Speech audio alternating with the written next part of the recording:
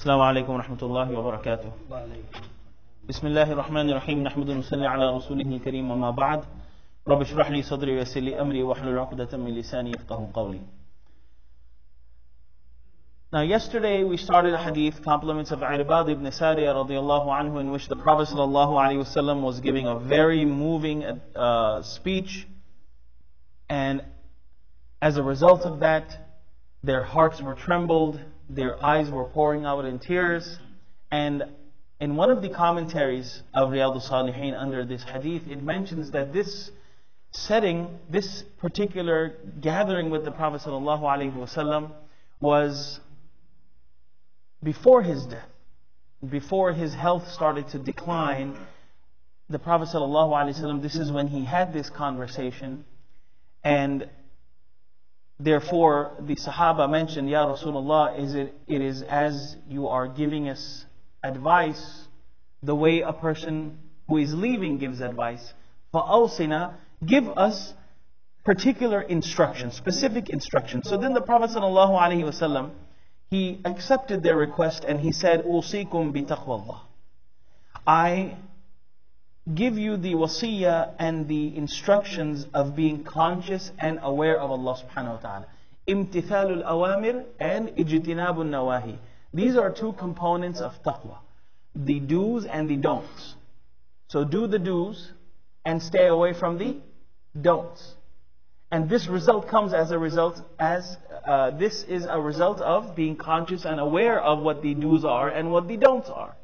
So in other words, be conscious of Allah subhanahu wa ta'ala. What is the second piece of this specific instruction?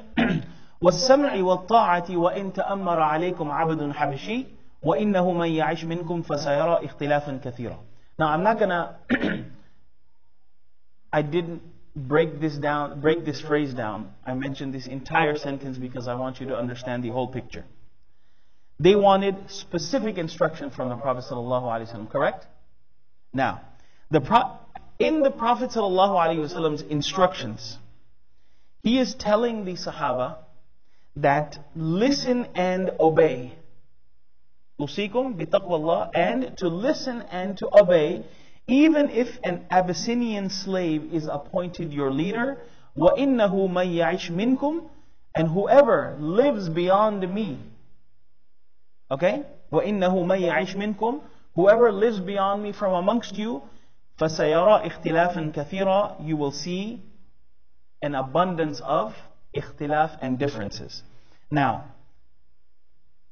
after giving the advice of listening and obeying, even if the leader or even if the person appointed was an Abyssinian slave, the Prophet ﷺ is now alluding to certain circumstances that his Sahaba are going to face in the near future. And this is one of the miracles of the Prophet ﷺ. And this was a premonition, not just a premonition, but this was an ilm from Allah subhanahu wa ta'ala given to the Prophet ﷺ. And just as he has shared in a hadith the predictions of the signs of the end of the days. Now, there's two things that the Prophet ﷺ said. On one side, he said taqwa. Now, observing taqwa or not observing taqwa, the consequences or rewards of taqwa, it has to do with, is associated with who? Allah subhanahu wa ta'ala and a person in the hereafter. The sama' and ta'a part, the consequence of not listening and obeying, or the rewards of listening and obeying, those are associated with social and communal responsibilities. It's not just about the hereafter, but listening and obeying to leadership, its effect and impact, or its consequences, will be seen in this world. And the Prophet ﷺ is referring to those people who are in positions of leadership, whether it's the local municipality, city, or state. We're talking about at the time of the Sahaba radiallahu anhum. Now, even if an Abyssinian slave has been appointed over you. Now, the Prophet ﷺ is giving them the instruction of taqwa. Okay? So, in other words, just as neglecting taqwa will devastate you spiritually, Just as neglecting taqwa will devastate you spiritually, likewise, neglecting your obligation to the one who has been appointed over you, it will result in the devastation of the people around you. Okay? Ibn Rajab Hanbali rahimahullah, he says that in this short statement of the Prophet sallallahu alaihi wasallam, he has combined the interests of the people in the hereafter and also the world as well, to keep the peace together. Now, what does it mean by Abdun Habashiyun, an Abyssinian slave? Look, there are certain guidelines to leadership. As far as Islam is concerned, to appoint someone in leadership, there are certain guidelines. Even when it comes to Salah with Jama'ah, if there's two people, okay, which one leads? Let's toss a coin. No, it doesn't work like that. Okay? So, even in regards to congregational prayer, there are certain guidelines. But let's say those guidelines are not observed. Okay? The Prophet ﷺ is telling this, that even if an abd, okay, so realistically speaking, a person who is a free man, obviously this doesn't apply now, but even a person who is not seen to be someone who may hold position like this, even if that person was appointed Habashi, Abyssinian, meaning not as much as the color is concerned, but someone who is a foreigner, someone who is an immigrant, someone who is not from here, and someone who is a slave, even if that person has been appointed, then now you must listen and obey. فَسَيَرَى اِخْتِلَافًا كَثِيرًا. You will see a lot of differences. Now, the differences that the Prophet ﷺ is alluding to are not the differences of opinions as far as fiqh is concerned, etc., etc. There were differences in the time of the Prophet ﷺ amongst the Sahaba. There were different opinions that the Sahaba carried. There were opinions that the Sahaba carried that were different from the Prophet ﷺ in certain matters.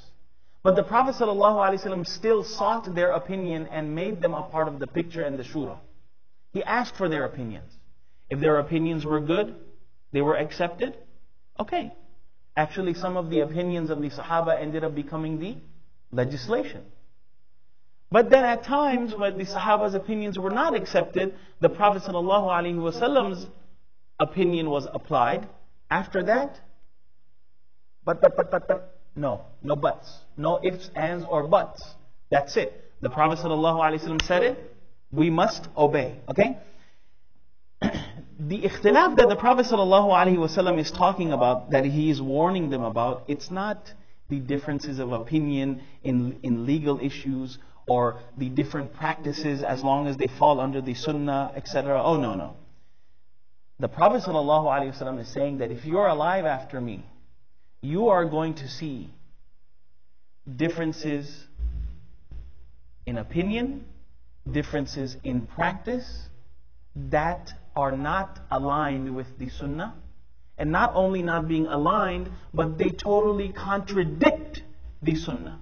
They totally contradict the principles and the guidelines that our religion is based upon. Okay? In another hadith, the Prophet ﷺ says, إِنَّهَا سَتَكُونُ بَعْدِي أَثَرَةٌ وَأُمُورٌ تُنْكِرُونَهَا. After me, satakunu. Very shortly after me, you are going to see athara. You're going to see people giving preference, being given preference over others, with an unjust reason.